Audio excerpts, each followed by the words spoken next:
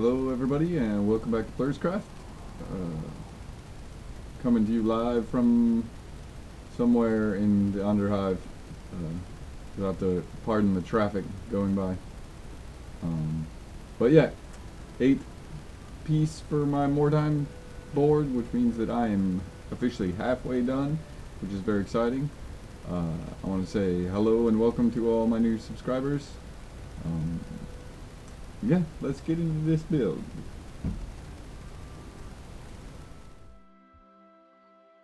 So, the inspiration for this was a building from the Lorax by Dr. Seuss. So I knew that the architecture was going to be crazy, and I was worried I might have to throw the first few builds away. So I used resources that are easily available instead of plastic card or foam core. I used good old cardboard. In fact, that's the same cardboard box that the styrofoam from those two walls I built came from. So, get your resources all from the same location if you can. I started by cutting 3-inch tall pieces of the cardboard, a bunch of different lengths of that, and mocked up the shape that I wanted, and then started gluing it, cutting it where I didn't like it, popping it apart when I didn't like it, gluing it back together when I did. I actually built this whole piece in 3 different pieces. You have the base, the center piece, and then the top piece. So that's part of the reason why it was easier to build, was I had 3 smaller builds going on as opposed to one giant build. I didn't end up gluing them together till probably 2/3, 3/4 of the way through. I knew I was going to have a lot of brickwork on these because I was trying to match the wall that it fits in the corner of.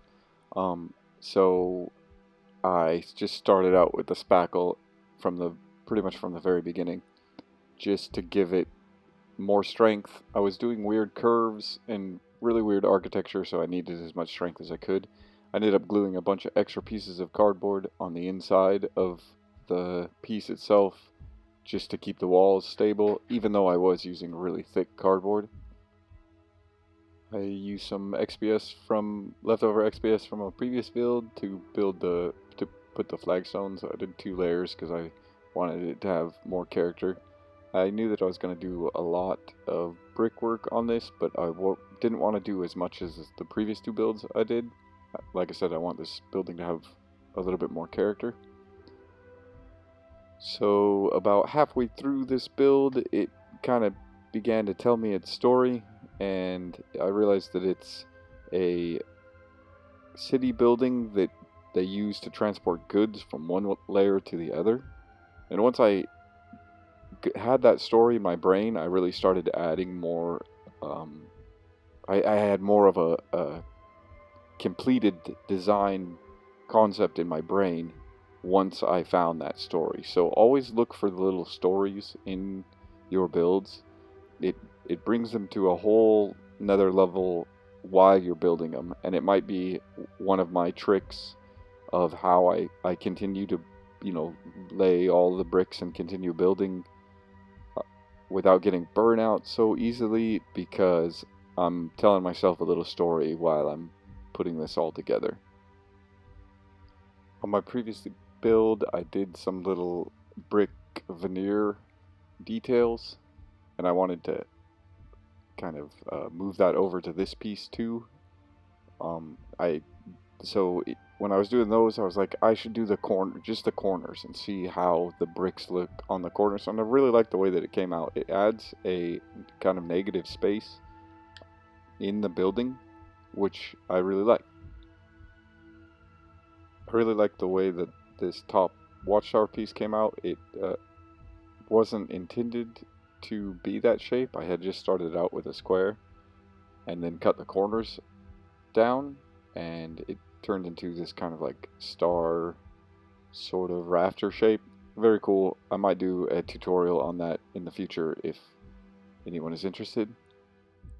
I did use a lot of extra drywall or joint compound for the stucco on this build because the corrugated cardboard has a tendency to really show the corrugatedness through, so I had to put a lot of stucco. Plus, I built it way kind of crazy organically, and they it doesn't line the top doesn't line up very well, so I had to add extra little details and framing to make it look a little bit more square. I do really like the way that it came out. I also really like the way that the base of it came out. The I did a similar pattern to what I did on my well build. So when set next to each other, they really have it's very striking with the cobblestone and flagstone sort of separation as far as the road goes. After the cobblestones, I did my patented flagstone air dry technique, which you can see in, I think I did a tutorial on that. I don't know. Doesn't matter. I then started on the wall, the doors of the tower. I did them all circular and just did an interesting pattern that I liked. Then built a hatchway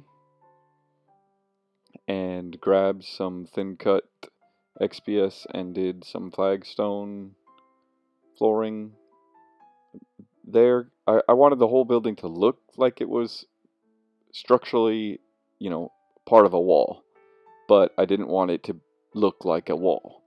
That's why I did the stucco on the sides as opposed to just all completely made out of brick. I did some banisters out of balsa wood and toothpicks. I then started making shingles. I kept with the craziness and did a different shape. Triangles, made cool scale-like shingles. Definitely would do it again. Would look awesomely cool on something high elven or military or draconic. Not the easiest shingle to lay, though. I felt like you had to be really precise with where you were putting them, and it didn't really lend to the ruined or falling apart. It was harder to make these roofs look like they were falling apart using these shingles. But overall, I really do like the effect. So yeah, that's this build. It's really fun, really cool how it came out. I'll definitely use a lot of the techniques I used on this on other builds.